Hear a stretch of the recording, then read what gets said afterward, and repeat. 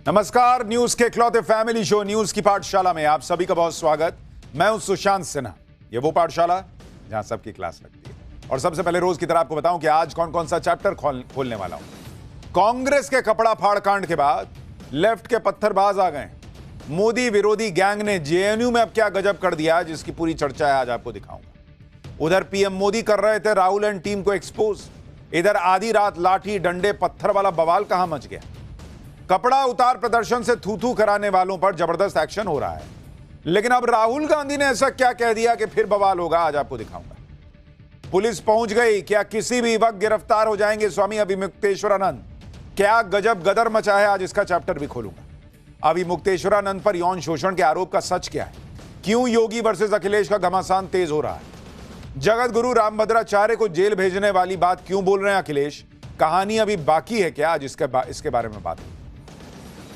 इसके अलावा पाकिस्तान बॉर्डर पर धमाके, आधी रात क्या हुआ जिसने मुनीर की टेंशन बढ़ा दी है? तालिबानी और बीएलए ठोक ही रहे, इधर भारत ऐसा क्या कर रहा है कि पाकिस्तान पे ड्रोन भेज रहा है, आज ये भी बताऊंगा। और उधर ईरान बॉर्डर पर ट्रंप ने खड़ी कर दी इतनी बड़ी फौज, दुनिया भी हैरान है, आज रात ही अटैक हो जाएगा क्या? खamenei झुकने को तैयार नहीं, ट्रंप छोड़ने को तैयार नहीं, ईरान अमेरिका युद्ध पर क्या बड़ी खबर आ रही है, ये भी बताऊंगा। और आखिर में होगा हमारा स्पेशल सेगमेंट सोचा है कभी। भगवान शिव, विष्णु से लेकर प्रभु श्री राम तक किस भगवान के अस्त्र का नाम क्या होता है और कौन सा अस्त्र सबसे पावरफुल माना गया है, सोचे हैं कभी? आज इसके बारे में भी बताऊंगा, लेकिन पहले दिन भर की बड़ी खबरों का रिवीजन, उसके बाद पहला चैप्टर।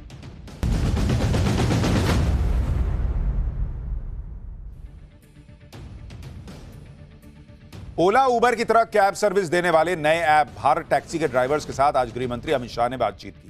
सहकारिता मॉडल पर शुरू हुई भारत टैक्सी को हाल में अमित शाह ने लॉन्च किया था। आज ड्राइवर से बातचीत में गृह मंत्री ने कहा कि अभी सिर्फ 500 रुपए लगाने होंगे, 3 साल बाद कंपनी का जो मुनाफा होगा उसे भी ड्राइवर्स में बांटा जाएगा। यूपी के सीएम योगी आदित्यनाथ की पहली विदेश यात्रा की गजब चर्चा हो रही है। सिंगापुर दौरे पर पहले दिन यूपी के सीएम योगी आदित्यनाथ ने कई अहम समझौते किए। योगी ने सिंगापुर में प्रवासी भारतीयों से भी मुलाकात की और कहा कि ऑपरेशन सिंदूर में जो ब्रह्मोस दागी गई वो लखनऊ की। योगी 4 दिन की यात्रा पर सिंगापुर और जापान गए हुए। लखनऊ यूनिवर्सिटी परिसर में नमाज पढ़े जाने को लेकर विवाद हो गया है। छात्रों ने यूनिवर्सिटी परिसर में नमाज पढ़े जाने का विरोध किया और नारेबाजी की। इससे पहले यूनिवर्सिटी परिसर की लाल बारादरी में ताला लगा दिया गया था, जिसके बाद मुस्लिम छात्रों ने यूनिवर्सिटी परिसर में ही नमाज पढ़ी। आईडीएफसी फर्स्ट बैंक में फ्रॉड पर वित्त मंत्रालय और आरबीआई का बयान आया है। आरबीआई गवर्नर ने कहा कि आईडीएफसी फर्स्ट बैंक फ्रॉड मामले पर नजर बनी हुई है। इस फ्रॉड से बैंकिंग सिस्टम में किसी तरह का रिस्क नहीं है।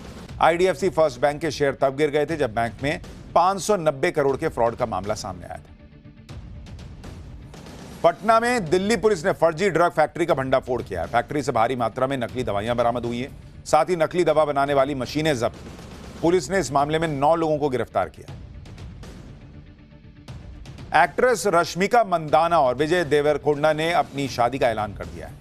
दोनों ने सोशल मीडिया पोस्ट के जरिए यह जानकारी दी। उन्होंने अपनी शादी को द वेडिंग ऑफ विरोश नाम दिया है। शादी की डेट अभी तय नहीं है, लेकिन बताया जा रहा है कि यह शादी उदयपुर में होगी और हैदराबाद में रिसेप्शन। मेक्सिको में खूंखार ड्रग माफिया एल मेंचो के मारे जाने के बाद सिविल वॉर शुरू हो गई है। मेक्सिको के ज्यादातर राज्यों में हिंसा भड़क गई है।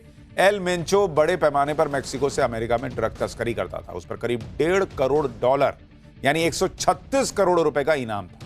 अमेरिका से मिली खुफिया इंटेल से मेक्सिको की आर्मी ने एल मेंचो को मार गिराया। एल मेंचो मेक्सिको के इतिहास का सबसे क्रूर ड्रग माफिया था, जो लोगों को मारकर पुल से लटका दिया करता था।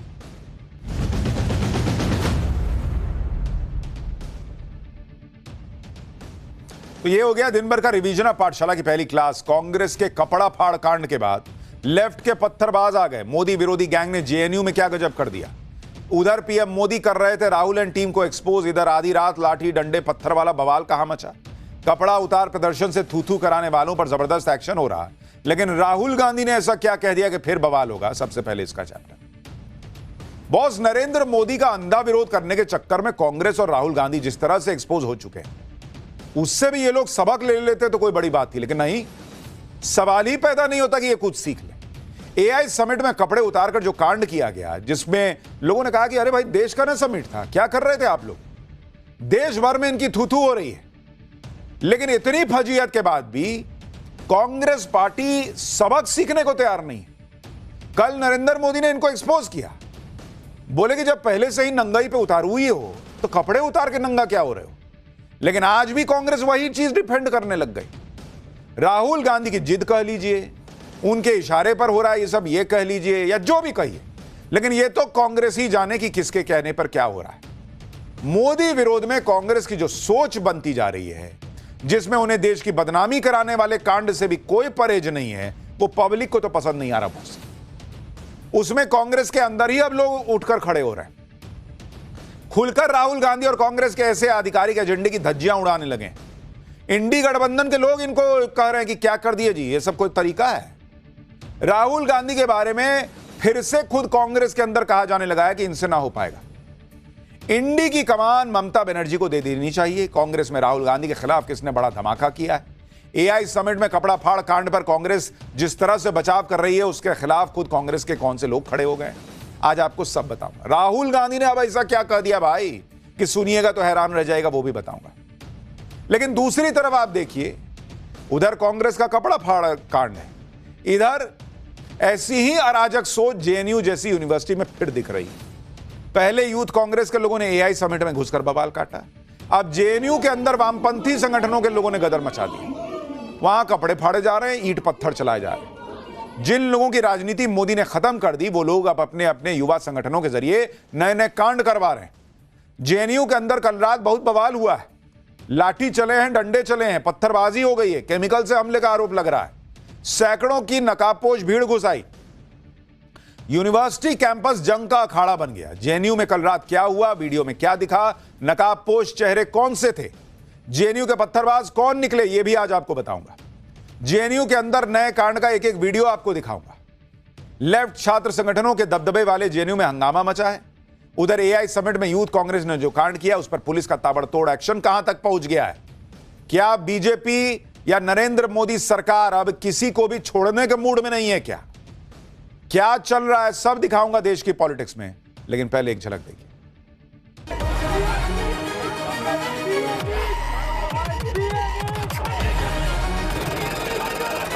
कांग्रेस वालों को पूछता हूं,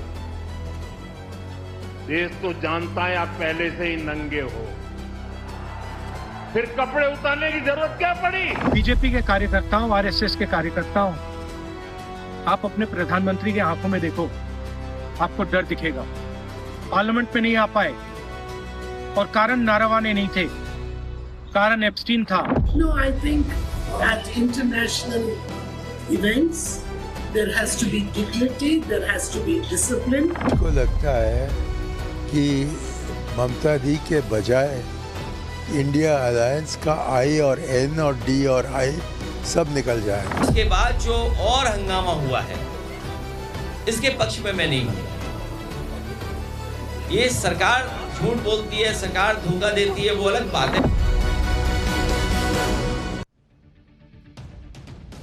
बीते 4 दिन में पूरे देश ने ये 2 तस्वीरें देख ली, कैसे देश के एक वैश्विक आयोजन में कपड़े उतारकर कांग्रेसियों ने प्रदर्शन किया और कैसे उसके बाद एक नया कांड जेएनयू के अंदर हो गया है, जहां ईंट पत्थर लाठी डंडे सब चल गए भाई।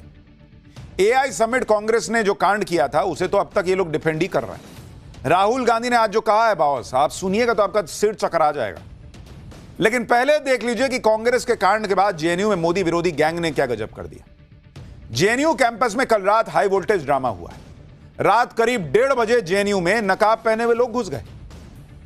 किसी के हाथ में डंडा था, ये देखिए, नकाब पहन के लोग जो है वो इधर उधर टहल रहे हैं। किसी के हाथ में पत्थर था, किसी के हाथ में कुर्सी थी, कोई छात्रों को टॉयलेट में बंद करके अंदर केमिकल छोड़ रहा था।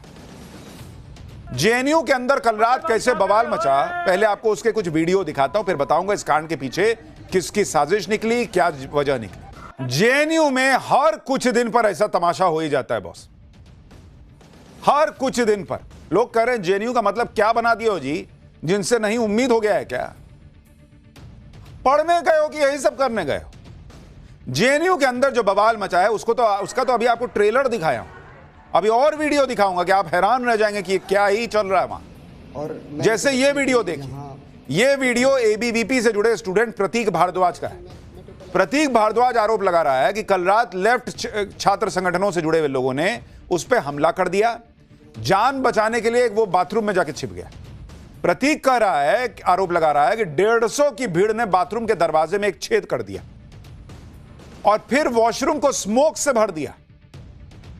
जो फायर एक्सटिंग्विशर होता है, जो आग बुझाने के लिए काम आता है, उसका वाला पाउडर डाल दिया, जिसके बाद उसको सांस लेने में तकलीफ होने लगी। आप देखिए, जिस वक्त हमला हुआ उस वक्त का यह वीडियो खुद प्रतीक ने बनाया है। उस जेएनयू के अंदर बवाल के जो वीडियो आ रहे हैं वो हैरान करने वाले हैं। एबीवीपी का आरोप है कि यह सारा किया धरा लेफ्ट छात्र संगठनों का है। जेएनयू के बवाल से जुड़ा एक और वीडियो आपको दिखाता हूं, जिसमें कुछ छात्र हाथ में पत्थर लेके घूम रहे हैं। लड़कियों पर भी पत्थरबाजी के आरोप लग रहे हैं। एबीवीपी ने लेफ्ट छात्र संगठनों पर आरोप लगाया तो लेफ्ट छात्र संगठनों की तरफ से भी कुछ वीडियो जारी किए गए। दावा किया गया कि कैंपस के अंदर जो उनका शांतिपूर्ण प्रदर्शन चल रहा था उस पर एबीवीपी से जुड़े लोगों ने पथराव किया। जेएनयू में हंगामा, विवादित नारेबाजी कोई नई बात नहीं है, लेकिन अब तो मारपीट तक पहुंच गई ये चीज। लाठी डंडे चल रहे हैं और जो लोग जेएनयू में अभिव्यक्ति की आजादी पर बड़े बड़े भाषण देते थे वो इकोसिस्टम अब इस हिंसा पर चुप। जेएनयू में कल रात क्या कांड हुआ, यह मामला कहां से शुरू हुआ, उसको भी समझिए। कल रात करीब 1:30 बजे लेफ्ट समर्थित जेएनयू छात्र संगठनों ने एक प्रोटेस्ट मार्च निकाला। रात में 1:30 बजे ये लोग दलितों पर दिए गए जेएनयू की वाइस चांसलर के एक बयान के विरोध में मार्च कर रहे थे। यह मार्च के दौरान यह हिंसा हो गई। एबीवीपी का आरोप है कि लेफ्ट छात्र संगठनों ने जबरन छात्रों को अपने प्रदर्शन में शामिल होने के लिए दबाव डाला। जब वो नहीं माने तो उन पर जानलेवा हमला किया गया। एबीवीपी का दावा है कि जब उन्होंने बीच बचाव करने की कोशिश की तो उन पर भी हमला हो गया। एबीवीपी से जुड़े छात्रों के मुताबिक 200 से 300 की संख्या में लेफ्ट समर्थित लोग आए, नकाब पहन के हमला कर दिया। एबीवीपी कह रही है कि इस हिंसा में उनके 10 से 15 छात्रों को चोटें आई हैं। जब पुलिस आई तब जाकर उनकी जान बच पाई। उधर जेएनयू छात्र संगठन आरोप लगा रहा है कि वीसी ने उनके प्रदर्शन को रोकने के लिए एबीवीपी के गुंडे भेजे थे, जिन्होंने पत्थरबाजी की है। एक बार दोनों तरफ से क्या क्या कहा जा रहा है सुनिए, फिर आपको बताता हूं कि इस मामले में और क्या जानकारी आई। लेफ्ट की पूरी भीड़ होती है वहाँ पे, वो वहाँ से कुछ देर के लिए चली जाती है और वापस वो अपने टेंट में जाते हैं। वहाँ टेंट से फिर से वो डंडा, लाठी, रॉड, पत्थर लेके अचानक 200 से 250 की संख्या में हम पर अचानक ही अटैक करते हैं। हमें समझ में नहीं आता कि हम क्या करें। एसएल, एसआईएस, SSS के सारे बिल्डिंग्स में हम लॉक लगाते हैं, सारे दरवाजों में लॉक लगाते हैं और फिर वीसी अपने गुंडों को, अपने दलालों को भेजती है।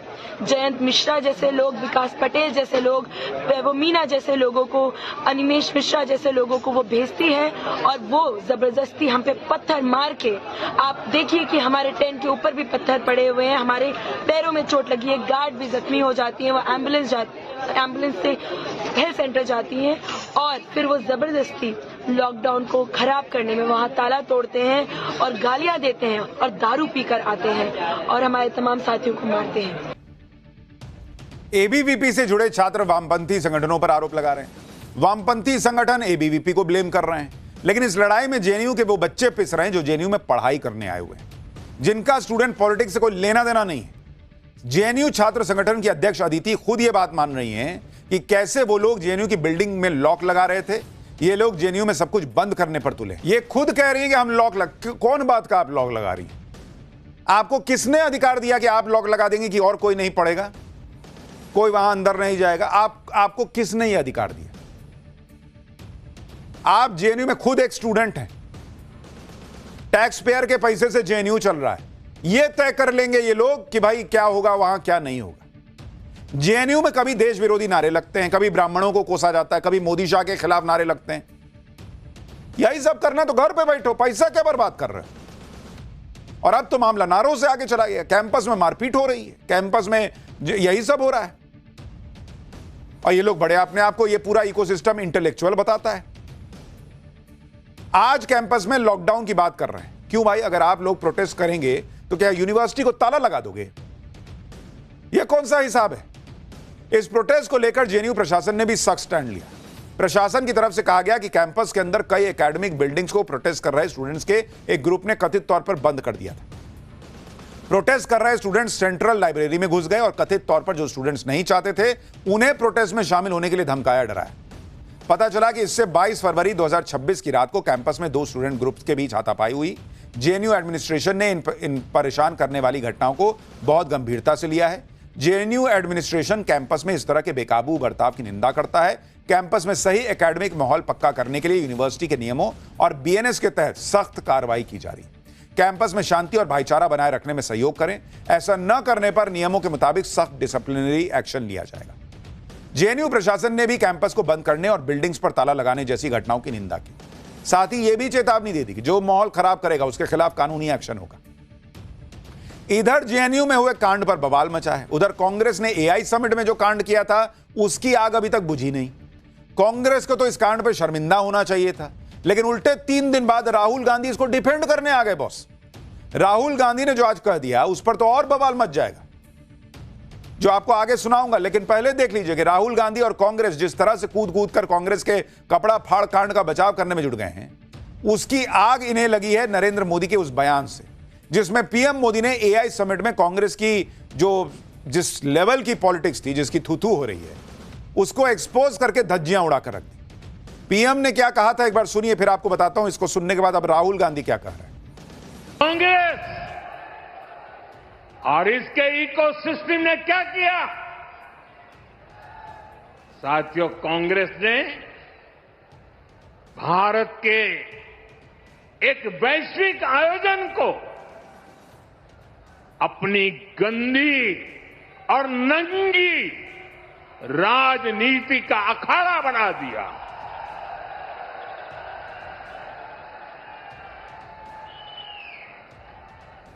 समारोह स्थल पर विदेशी अतिथियों के सामने कांग्रेस के नेता कपड़े उतारकर पहुंच गए।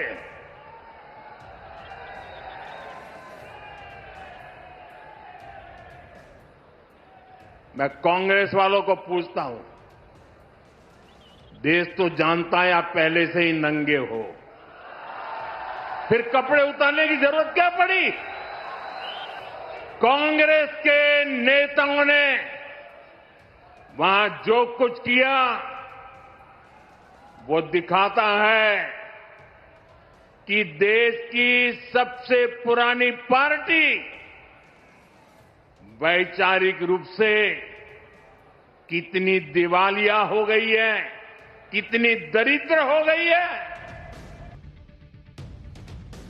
और ये सिर्फ नरेंद्र मोदी नहीं कह रहे हैं, इनके खुद के इंडी गठबंधन के साथी कह रहे हैं कि जो की कांग्रेस वो नहीं करना चाहिए था। लेकिन कांग्रेस को तो आग लगी हुई है भाई। हमने कुछ कर दिया उसको कोई गलत कैसे बता सकता है? नरेंद्र मोदी ने बखिया उधेड़ कर रख दी तो कांग्रेस और इसके इकोसिस्टम के कान से धुआं निकलने लगा। कांग्रेस में ऐसी खलबली मची कि ये लोग फिर नरेंद्र मोदी को उल्टा सीधा बोलने लगे। पवन खेड़ा कह रहे हैं कि पीएम मोदी तो सबसे मोटी चमड़ी वाले प्रधानमंत्री। सुप्रिया श्रीनेत कह रही हैं कि जिन्होंने अमेरिका के सामने सरेंडर कर दिया वो खुद नंगे हैं। सुनिए इन लोगों की भाषा जरा प्रधानमंत्री के खिलाफ। प्रधानमंत्री ने नंगे शब्द का प्रयोग किया है। ये कोई शब्द है बोलने का? नंगे आप हैं जिसने अमेरिका के सामने आत्मसमर्पण किया। नंगई आपकी है जिसने अमेरिका के सामने भारतीय किसानों के हितों का सौदा किया। नंगे आप हैं जिन्होंने एक थाली में पूरा का पूरा डेटा परोसकर अमेरिका को दे दिया। देश का सौदा करने वाले आप नंगई पर बात करेंगे। सारा देश जानता है नंगा कौन है। इसलिए मोदी जी थोड़ा शब्दों का चयन ठीक से किया करिए और चुपचाप। नरेंद्र, फिर से नरेंद्र, फिर से नरेंद्र। कांग्रेस और इनका इकोसिस्टम अब तक ये समझ ही नहीं पा रहा है कि जिस बात को दुनिया गलत कह रही है उस बात को ये लोग क्यों डिफेंड कर रहे हैं। फिर से नरेंद्र मोदी को कोस रहे हैं। कांग्रेस इस हद तक जाएगी कि ये खुद इंडी वालों ने भी नहीं सोचा था। इसलिए इंडी वालों ने भी कांग्रेस के कांड का विरोध किया था। पीएम मोदी ने भी इसी बात को कहा था कि ना टीएमसी, ना डीएमके, ना बीएसपी, ना नेशनल कॉन्फ्रेंस, किसी ने भी विपक्षी पार्टी ने वो पाप नहीं किया जो कांग्रेस ने किया। आप एक बार सुनिए इनको, फिर आपको बताता हूं कि राहुल गांधी क्या बोले हैं इस कपड़ा उतार कांड पर। अभी दिल्ली में उन्होंने जो ये नंगापन दिखाया, उनके सारे साथी दल चौंक गए हैं। सबने किनारा कर लिया। और देखिए दिल्ली में जो हुआ, क्या उसमें कोई टीएमसी के लोगों ने पाप किया है? नहीं किया है। डीएमके के लोगों ने पाप किया है? नहीं किया है। बसपा के लोगों ने पाप किया है? नहीं किया है। फारूक अब्दुल्ला जी की पार्टी ने पाप किया है? नहीं किया है। सिर्फ और सिर्फ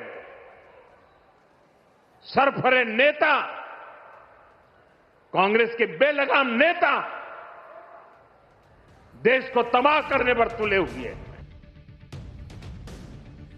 प्रधानमंत्री नरेंद्र मोदी ने बात तो बिल्कुल ठीक कही। क्या विपक्ष में दूसरी पार्टियों के पास कार्यकर्ता नहीं है क्या? वो कपड़े नहीं उतार सकते थे क्या? वो एआई समिट में नहीं घुस सकते थे क्या? क्या वो अपने लोगों को भेजकर एआई समिट में हंगामा नहीं मचा सकते थे क्या? लेकिन बाकियों ने तो ऐसा नहीं किया। उन्हें पता है कि कब कहां प्रोटेस्ट करना है, कब कहां विरोध करना है। कांग्रेस पार्टी का जब ये प्रोटेस्ट सवालों के घेरे में आया तो उन्होंने कहा कि हम किसानों को लेकर चिंतित थे, हम इसको लेकर चिंतित थे, हम उसको लेकर चिंतित थे, इसलिए हमने विरोध की आवाज उठाई। एआई समिट में इस प्रोटेस्ट के बाद आपने कितनी जगह कांग्रेस का ऐसा प्रोटेस्ट देखा है उस दिन के बाद से?